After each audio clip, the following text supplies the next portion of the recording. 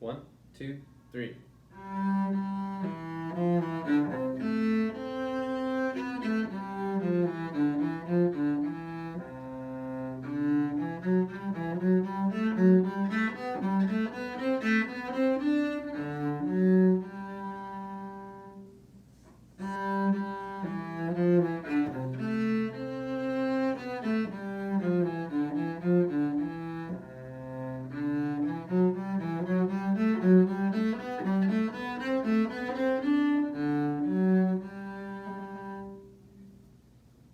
That was the Bourree, played at around 115.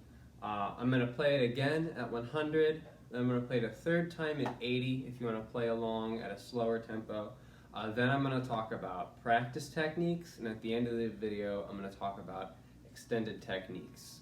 So that's the order. I'm going to go ahead and click 100 now. And here we go, same thing at 100. 1, 2, 3.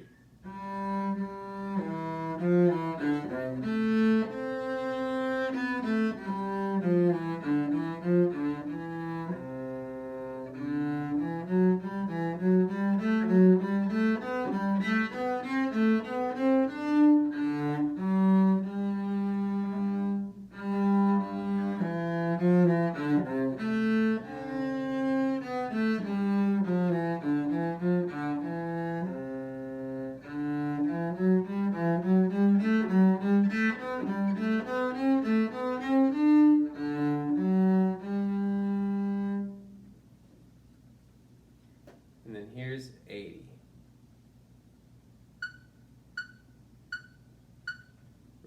Ready? 1, 2, 3.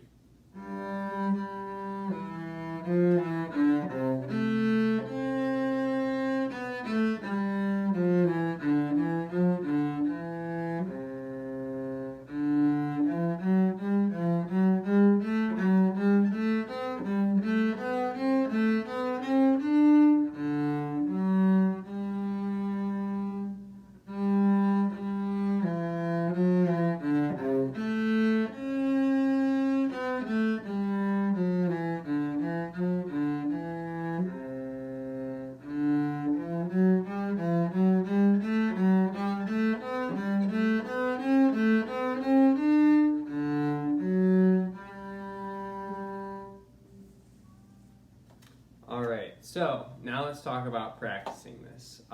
So the first thing that you're going to want to get down, obviously, is all of the fingerings and all of the bowings. So go slowly, work a measure at a time, and really pay attention to the slurs. I think the slurs are what's going to throw a lot of people off.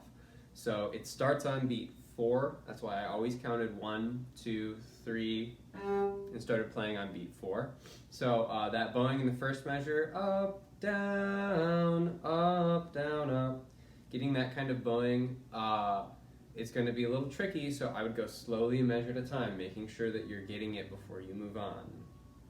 So here's the first measure with pickup. 1, 2, 3.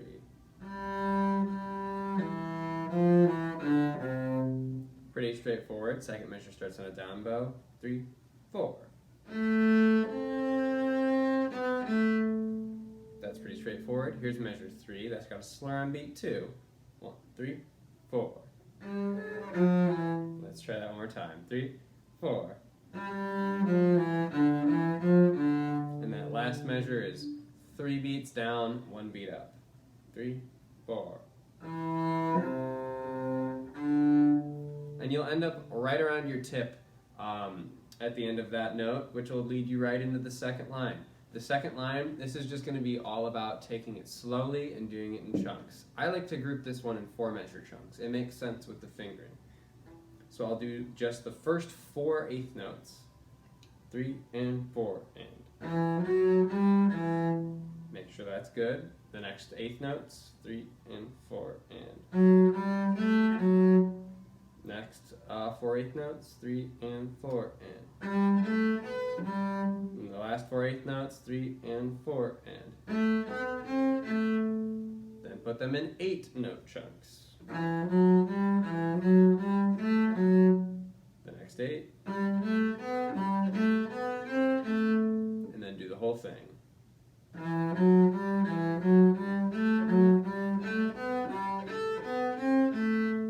Making sure to go slow enough where you're being successful each time. If you're messing up consistently, you need to do a smaller chunk or you need to go slower. So then after that, you add in that final measure.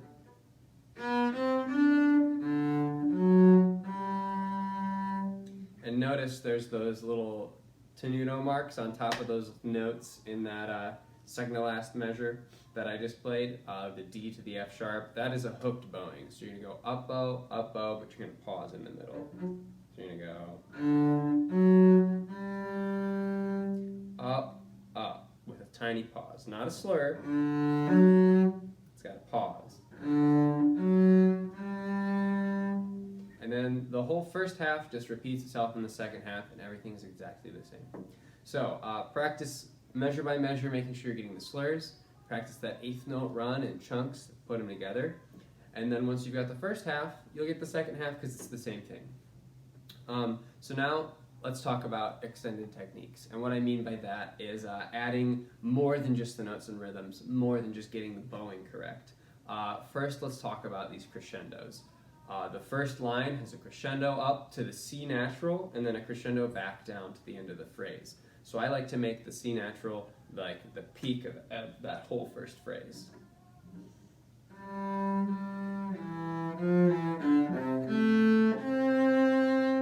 So I started softer and then the loudest point was that C natural.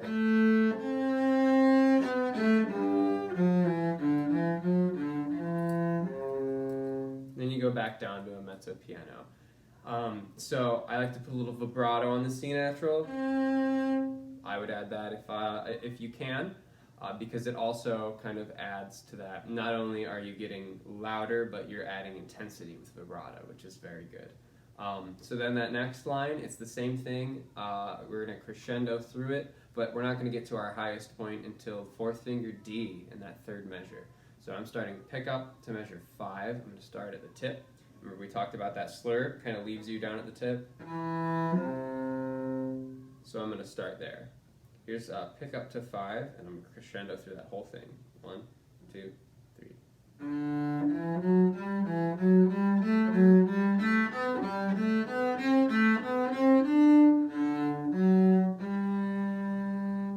So you want to make that the top of your phrase, make that your loudest point, and then get that hook bowing.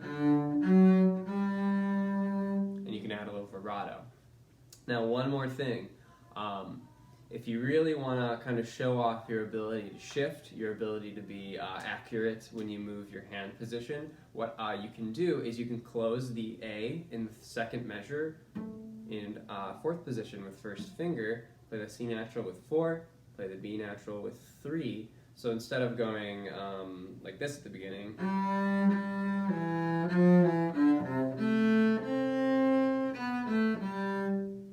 and ending like that, and all doing it in first position, you can shift up to close A, and it'll look like this if you watch my hand.